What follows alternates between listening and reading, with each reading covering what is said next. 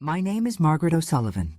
I'm 71 years old from Cape Cod, Massachusetts, and I'm about to tell you how my cousin, Patrick, convinced me to sign over my $850,000 beachfront property through fraudulent family trust documents, not knowing he'd picked the wrong Irish grandmother to mess with.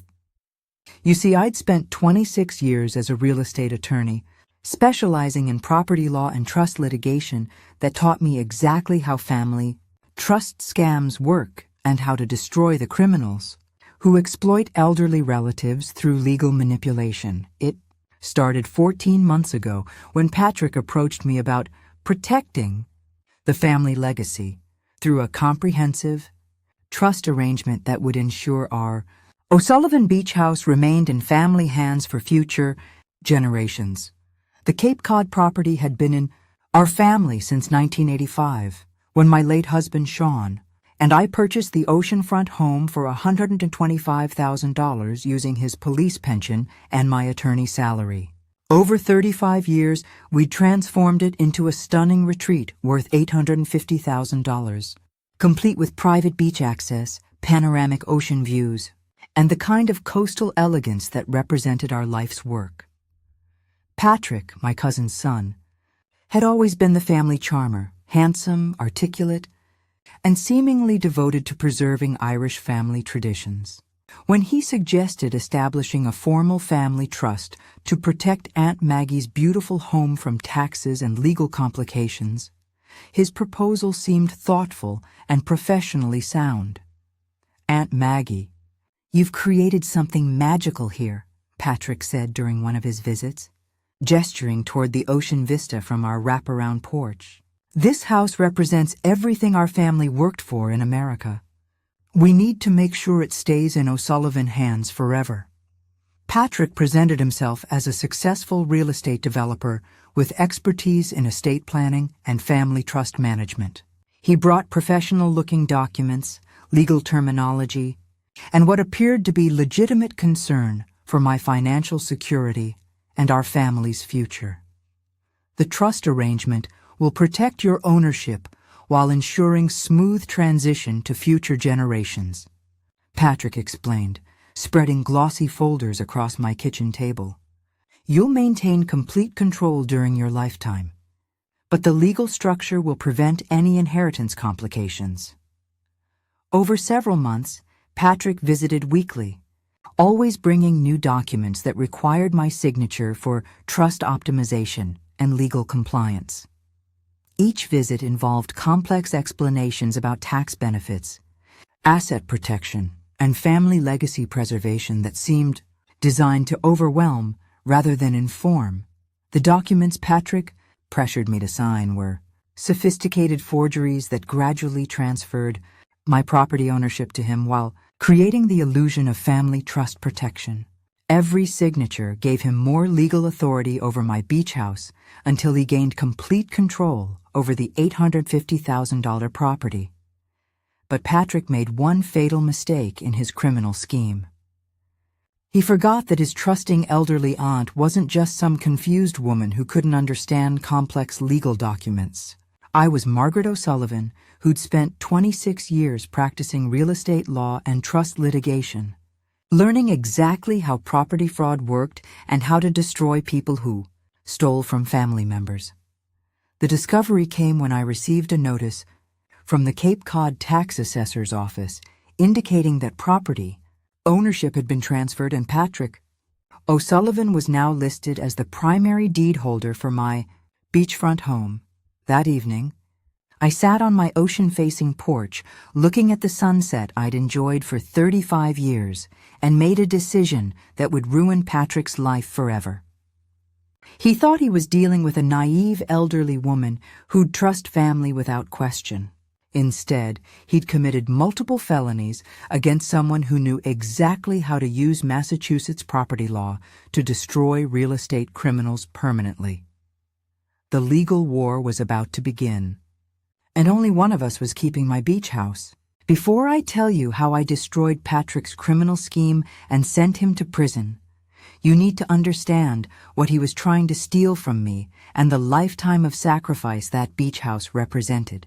Every dollar of equity Patrick wanted to control was built through 35 years of love, hard work, and financial planning that he'd watched me and Sean create from nothing. Sean and I purchased our Cape Cod property in 1985 for $125,000, using every penny of our combined savings and his Boston Police Department pension benefits. While other couples our age were buying comfortable suburban homes, we'd fallen in love with a rundown oceanfront cottage that needed extensive renovation but offered something priceless: direct access to the Atlantic Ocean and unobstructed sunrise views. For the first 10 years, Sean and I spent every weekend and vacation transforming that modest cottage into our dream retirement home. We added a wraparound porch, expanded the kitchen to accommodate family gatherings, created a master suite with panoramic ocean views, and landscaped the property with native coastal plants that could withstand harsh winter storms. By 1995, our improvements and the Cape Cod property boom had increased our home's value to $285,000. But more importantly, we'd created a family gathering place where O'Sullivan relatives from Boston, New York, and beyond would spend summers reconnecting with Irish traditions and ocean heritage. My real estate attorney practice in nearby Hyannis was thriving, specializing in coastal property law and trust litigation that paid $85,000 annually by 2000. Every extra dollar went toward further home improvements and property enhancement that increased our equity while creating the perfect retirement sanctuary. When Sean died of a heart attack in 2008, I inherited sole ownership of our beach house, now appraised at $485,000. Instead of selling and moving to a smaller property, I used my legal expertise and financial resources to maintain our oceanfront home as a tribute to our marriage and a legacy for future O'Sullivan generations. During the 2008-2020 Cape Cod real estate boom, our property value increased to $850,000, making it one of the most valuable family assets in our extended family. The house became a symbol of Irish-American success, immigrants' grandchildren owning prime, oceanfront property through honest work and smart financial planning. But my investment wasn't just financial. It was emotional and cultural preservation for our entire extended family. Every summer, I'd host O'Sullivan family reunions where cousins, nephews, nieces, and their children would gather for traditional Irish meals, ocean activities, and storytelling that connected younger generations to their heritage. Patrick had been one of the most frequent visitors, bringing his children for week-long summer stays and often remarking how Aunt Maggie's house represented everything he hoped to achieve in life. He'd help with minor maintenance projects, organize family activities, and position himself as the most devoted family member who truly appreciated our coastal paradise. During these family gatherings, I'd often discuss my real estate law practice and the complex property cases I handled. Trust litigation involving family disputes, property fraud schemes, and the severe legal consequences facing people who stole real estate from elderly relatives through document forgery and legal manipulation. Patrick: the worst cases I handle are family members who exploit elderly relatives' trust to steal valuable properties, I'd tell him during our porch conversations. Massachusetts property law provides severe penalties for real estate fraud, and judges show no mercy to criminals who betray family trust. Patrick would listen sympathetically and express shock at people who would steal from their own families, never revealing that he was taking detailed notes about property law, vulnerabilities and trust document procedures that he could exploit to steal my beach house. The $850,000 property he was trying to steal wasn't just real estate. It was the culmination of 35 years of marriage, career success, and family love that Sean and I had built together. Every improvement, every mortgage payment, and every summer gathering represented our life's work and dreams for future generations. But Patrick's betrayal went beyond theft. He was destroying the family legacy and cultural heritage that I'd spent decades building for all our relatives' benefit. The trust documents he'd forged weren't just legal fraud. They were an attack on the family gathering place that had connected 3 generations of O'Sullivan descendants to their Irish-American roots. Most importantly, Patrick was underestimating the legal expertise and professional network of his intended victim. He saw an elderly widow living alone in a valuable property and assumed I was too isolated or trusting to recognize sophisticated real estate fraud.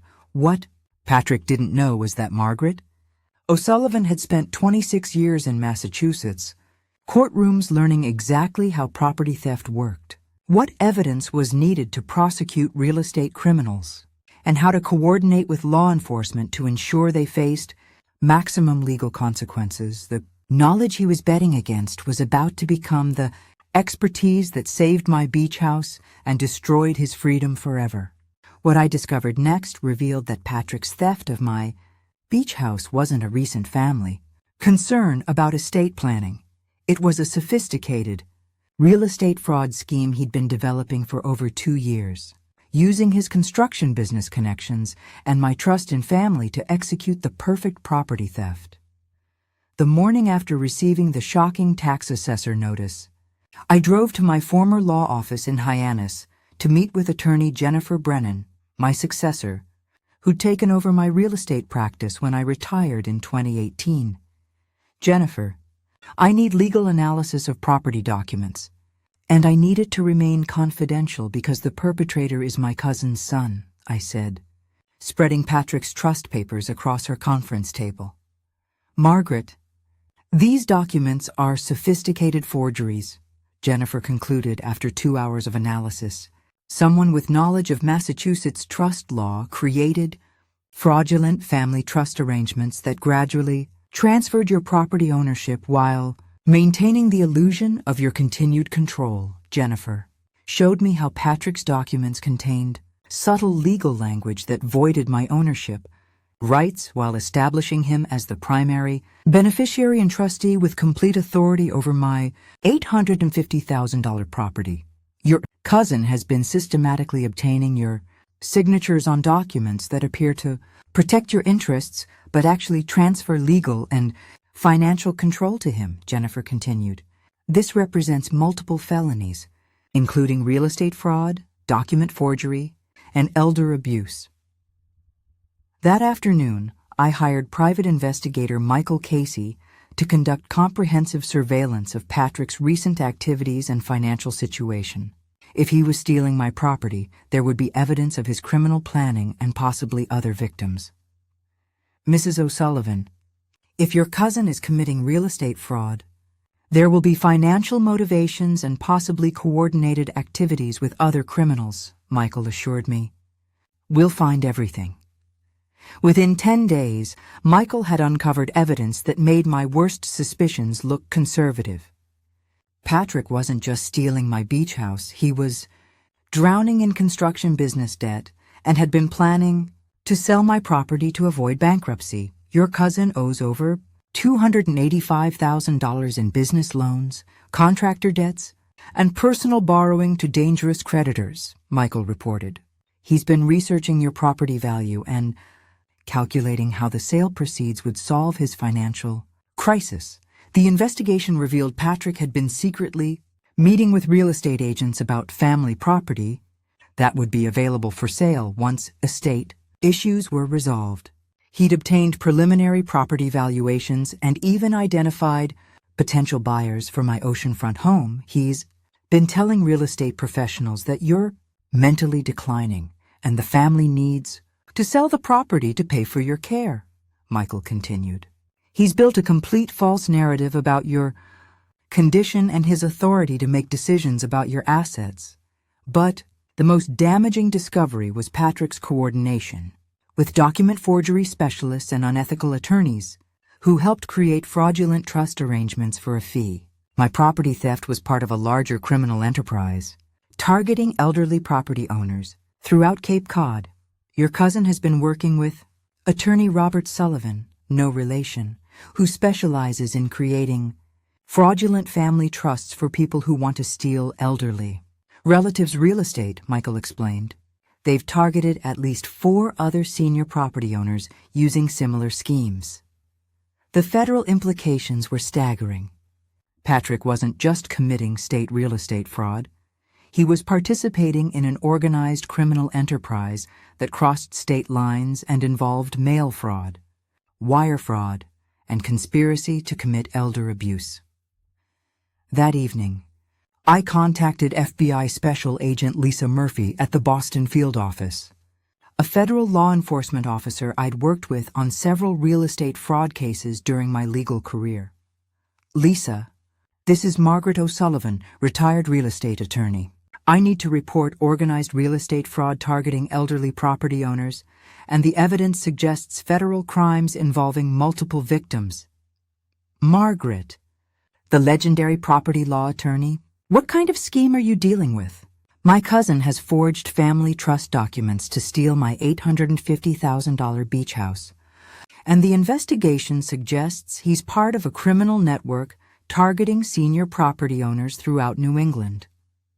Within 48 hours, Lisa had opened a federal investigation and begun coordinating with Massachusetts State Police and local law enforcement to build a comprehensive case against Patrick's criminal network.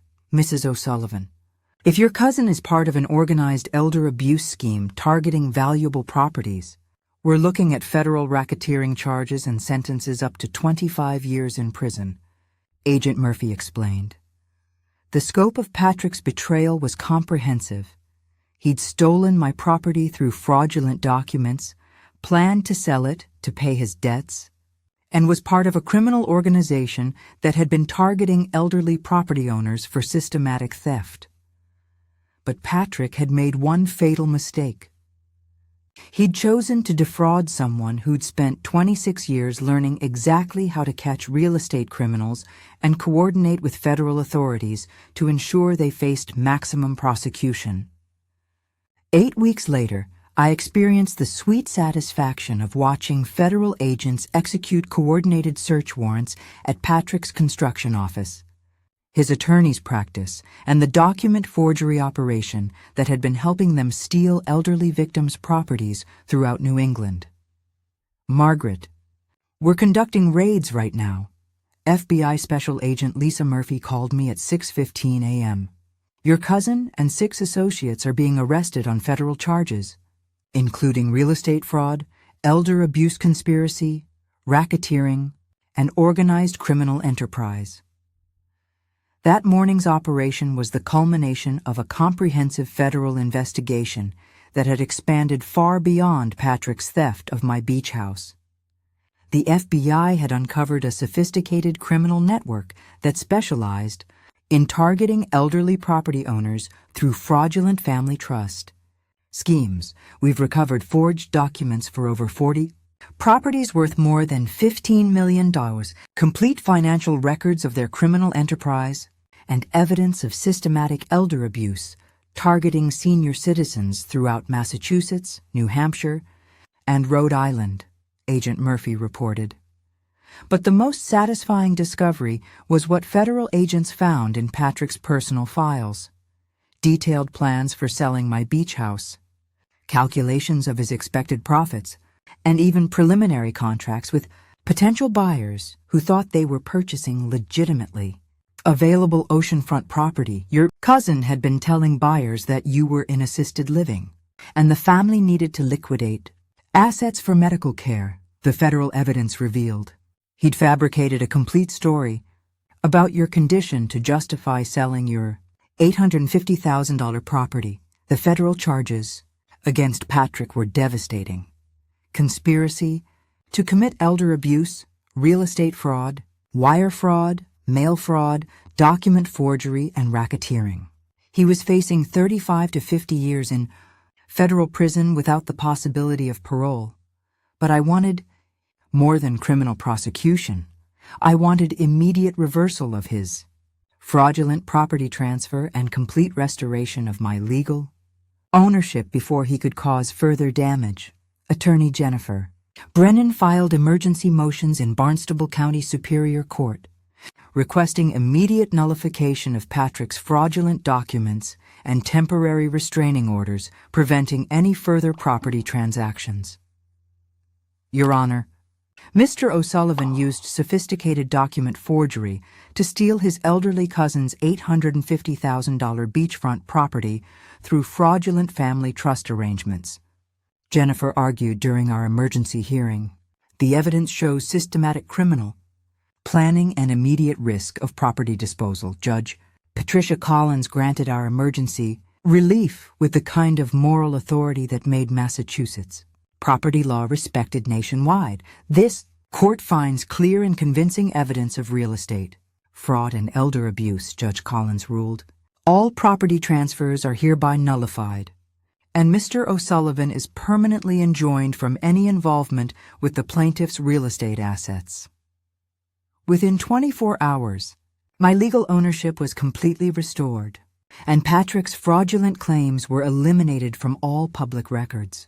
My $850,000 beach house was officially mine again, protected by court orders and federal investigation. But the most satisfying moment came during Patrick's federal arraignment. When he was forced to face the elderly cousin, he tried to defraud while federal prosecutors outlined the evidence that would send him to prison for decades. Your Honor, the defendant used his family relationship to gain the trust of his elderly cousin, then systematically stole her valuable oceanfront property through document forgery and fraudulent legal schemes, federal prosecutor David Martinez stated during arraignment. Patrick's court-appointed attorney had no defense against the overwhelming evidence. FBI recordings, forged documents, financial records, and victim testimony created such a strong case that plea negotiations began immediately. Mrs. O'Sullivan, your cousin wants to negotiate a plea agreement to avoid trial, Prosecutor Martinez reported. He's offering complete restitution and cooperation in exchange for reduced sentencing.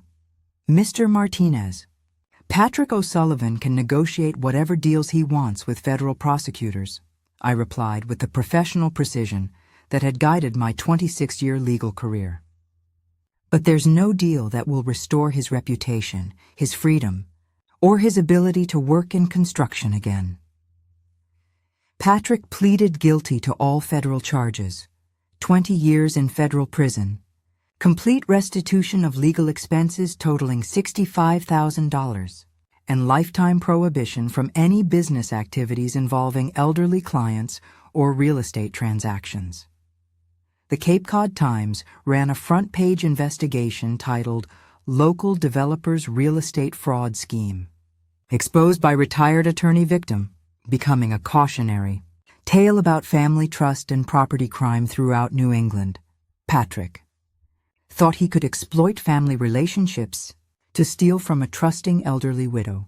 Instead, he learned that some family members spent their careers learning exactly how to use federal law enforcement and Massachusetts property law to destroy real estate criminals permanently.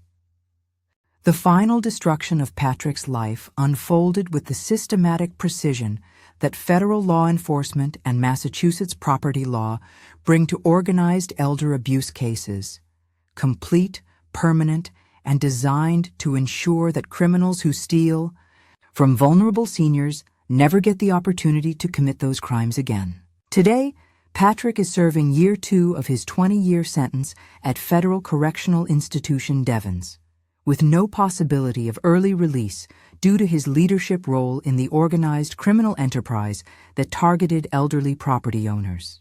He won't be eligible for supervised release until 2042, having spent his entire adult career in federal prison for betraying the family member who trusted him most. But the criminal conviction was only the beginning of Patrick's complete life destruction. His construction business was liquidated to pay victim restitution. His personal assets were seized by federal marshals, and his professional reputation was destroyed throughout the Cape Cod construction community. The federal restitution order required Patrick to pay $65,000 in legal expenses to me, plus over $400,000 to other elderly victims whose properties he'd attempted to steal.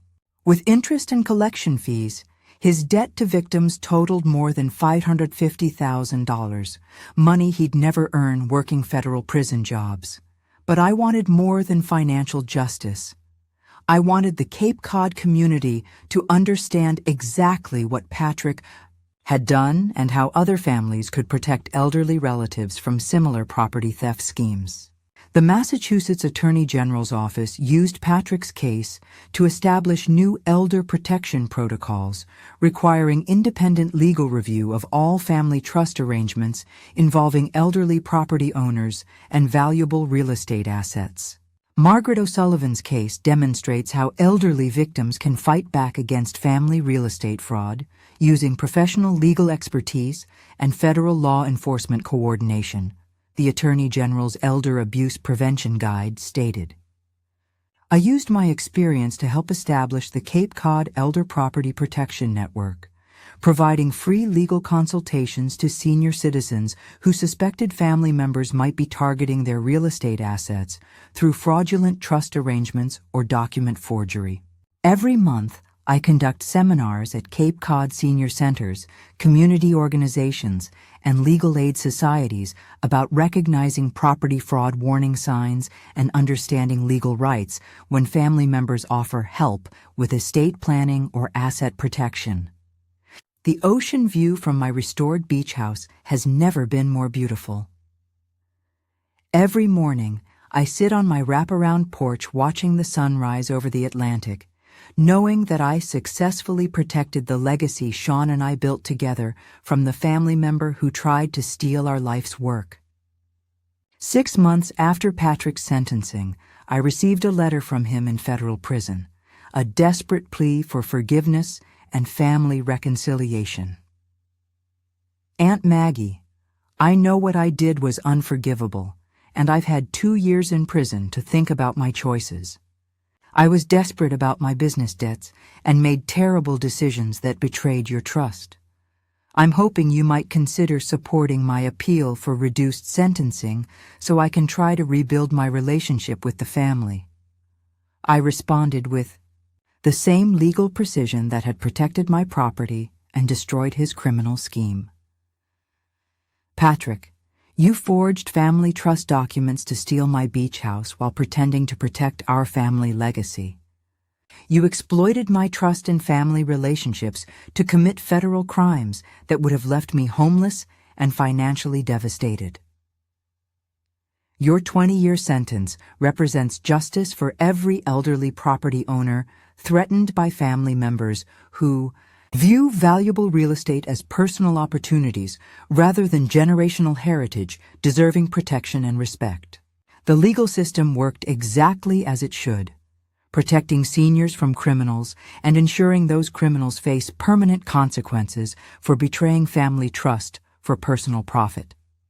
The aunt you tried to defraud is using her legal expertise and Ocean Sanctuary to help other elderly property owners protect themselves from family members who would commit the same crimes you attempted against me. Our family legacy is safe from you forever. Today, I'm 74 years old, living peacefully in my $850,000 oceanfront home with complete legal ownership, federal protection from family financial exploitation, and the profound satisfaction that comes from using professional expertise to achieve perfect justice. People sometimes ask if I feel guilty about sending my cousin's son to federal prison for 20 years over one attempt at property theft, but I sleep peacefully every night to the sound of ocean waves, knowing I caught a dangerous criminal and taught him the most important lesson of his life. When you steal from family, you lose everything worth having. Patrick thought he could exploit family trust to steal the beach house that represented my life's work with Sean. Instead, he learned that some elderly widows spent their careers in courtrooms learning exactly how to use property law and federal prosecution to ensure real estate criminals faced complete consequences for their betrayal. The last thing I want to say is this: protect your property documents, Verify all family trust arrangements with independent attorneys, and never assume family members won't commit federal crimes for valuable real estate. When relatives become criminals, justice isn't personal. It's exactly what our legal system was designed to deliver. Because when people use family relationships to steal oceanfront property that represents generations of honest work and sacrifice, the only response is to use that same legal expertise to make sure they spend their lives in prison, where they can't hurt anyone else's family legacy. Thank you for listening to today's story from Granny Story Corner. Life teaches us lessons in the most unexpected ways, doesn't it? If this story touched your heart, please subscribe for more real-life tales that remind us of our shared humanity. Until next time, may your own story be filled with wisdom and love.